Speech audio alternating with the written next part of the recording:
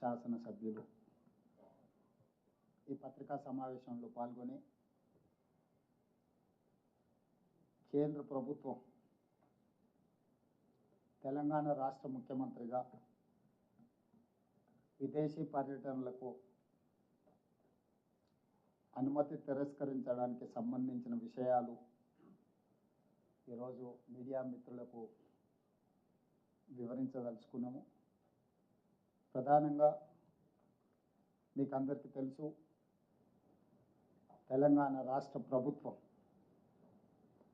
Telangana rising 2047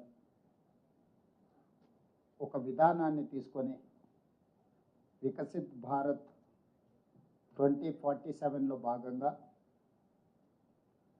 100 సంవత్సరాలు స్వతంత్ర ఉత్సవాలను జరుపుకునే సందర్భానికి దేశ ఆర్థిక వ్యవస్థ $30 ట్రిలియన్ ఎకానమీగా మార్చాలని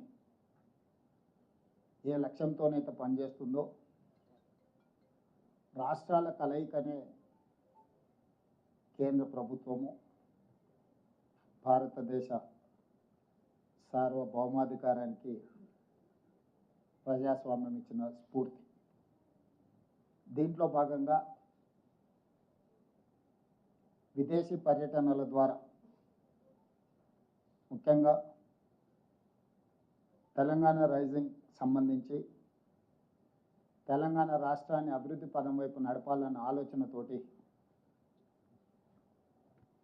విద్య, క్రీడలు, విదేశీ పెట్టుబడులను ఆకర్షించడం ద్వారా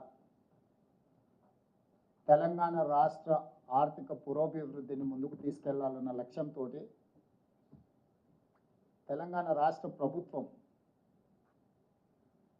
ఒక ప్రణాళికబద్ధంగా కార్యాచరణను తీసుకొని ముందుకు వెళ్తున్నది. ఈ కార్యాచరణలో భాగంగానే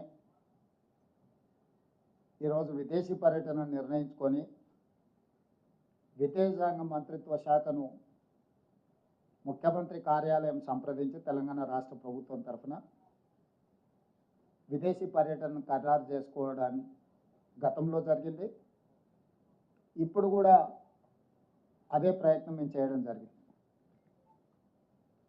దురదృష్టవశాత్తు కేంద్ర ప్రభుత్వము ఇంగ్లాండ్కు అనుమతి ఇచ్చి అమెరికా పర్యటనను తిరస్కరించింది.